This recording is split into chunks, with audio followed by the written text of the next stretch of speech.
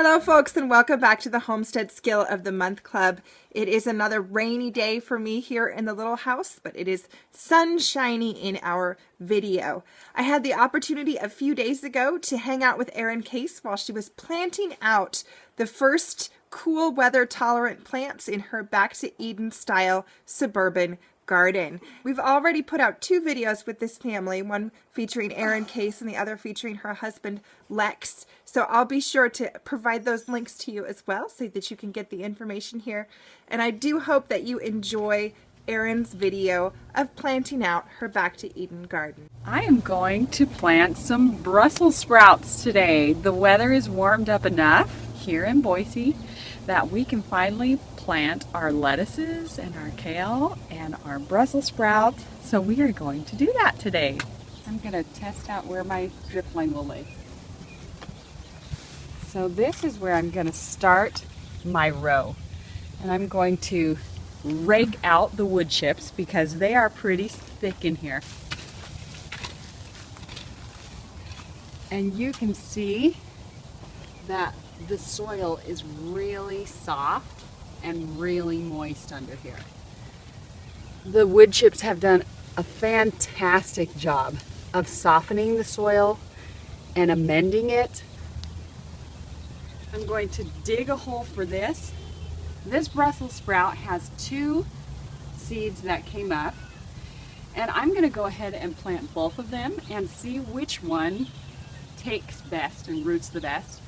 And I'll just pinch out whichever one looks like it's not doing as well. So I'll go ahead and plant them both at the same time now. Okay.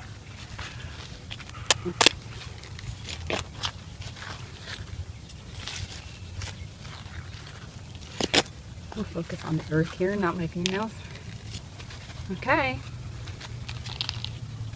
All right, we're just gonna pop that out. That was easy. Put that in here. It's really dry, so it's falling apart. I'm just going to hold those up. And I am setting the soil into the hole around the soil that was in the pot with my plant. And then when I get it in place, and you're standing up, then I will pack the soil really tightly around.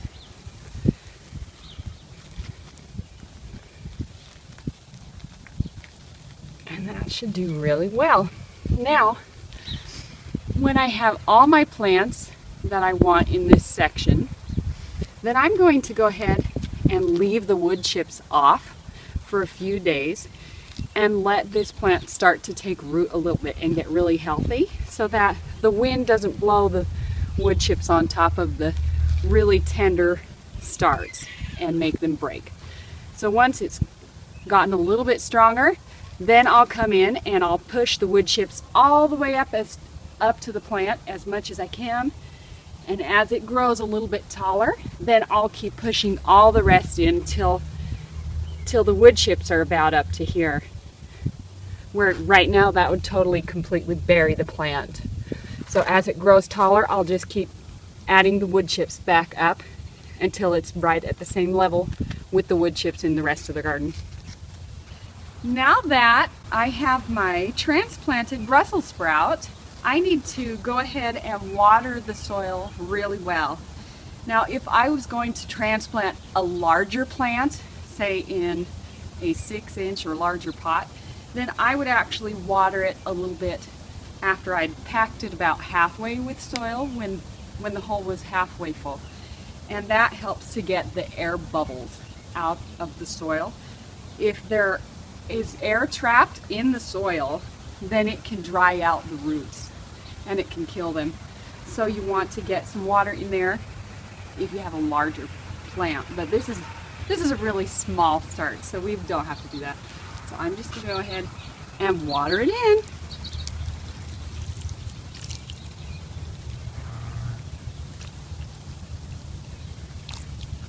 It's really cool still here, so it probably would be just fine even if I didn't water that in, because the ground is really moist. But we'll just give it a really good water start and it should do really well this year. Before these plants came to my house, they have been living at my mom's house. She started a lot of plants really early this year, and she was really excited for the spring to come, she told me, so she got a lot of planting done and went a little overboard. So she had several extras and she gifted them to me, and I'm gonna reap the benefits of that. Probably she will too when we are harvesting all of the vegetables. So we are going to use all of these starts that she started and get them going early on in our garden. This is my favorite way to spend my time. If I could plant, I would plant all the time.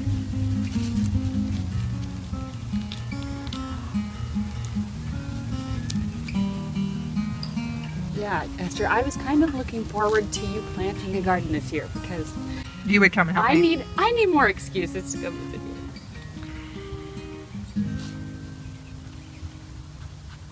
So if anybody needs help planting their garden, If you live near Boise, call Erin. I don't need to plant all of Boise, but I do oftentimes take time out of my day to help people plant their garden. And I also really enjoy doing things efficiently with my time. So it doesn't take a long stretch of time to plant. If you have an idea of what you want to plant and you have an idea of how to plant it and well with other plants, then you can use your space really well and you can fit a lot of things in a little space and grow a lot of stuff and get all the work done in a short amount of time. And if you prep your garden area really well with wood chips to help keep the weeds out, then you don't actually have to spend a lot of time maintaining the garden once it's in. So I taught a class last year to my church group about landscape gardening for edible food, vegetables and produce, and I had a really good feedback about that because all of the people in this area don't have land for growing food. So we talked about lots of plants that are companion plants, which are plants that will help other plants grow better, plants that will benefit each other being planted near each other. And a lot of those plants are flowers like borage. And borage itself, the flowers are edible. They kind of taste like a cucumber. But borage will also repel tomato bugs, tomato worms. So last year in this place, I had planted my tomatoes, and in between each tomato I planted borage, and it was a beautiful plant. And I have a feeling that I'll have a lot of voluntary borage come back this year. Okay. Because it went to seed and the seeds were everywhere, which is great because it's also a plant that will turn into a really good soil feeding once it breaks down, and if you just mulch that in with your garden, it feeds the soil really well.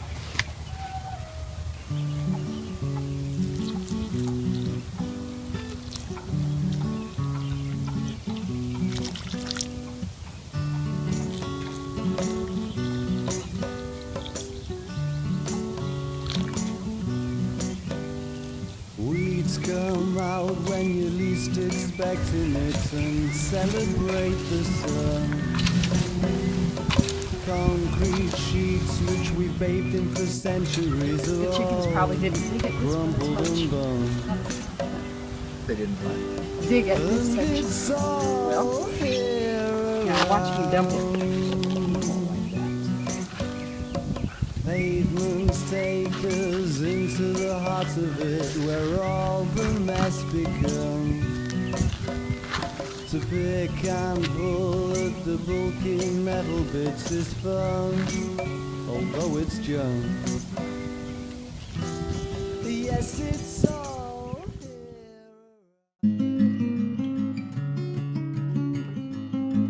When this cabbage is 3 feet, just remember it started by looking like that. We're gonna come check on it.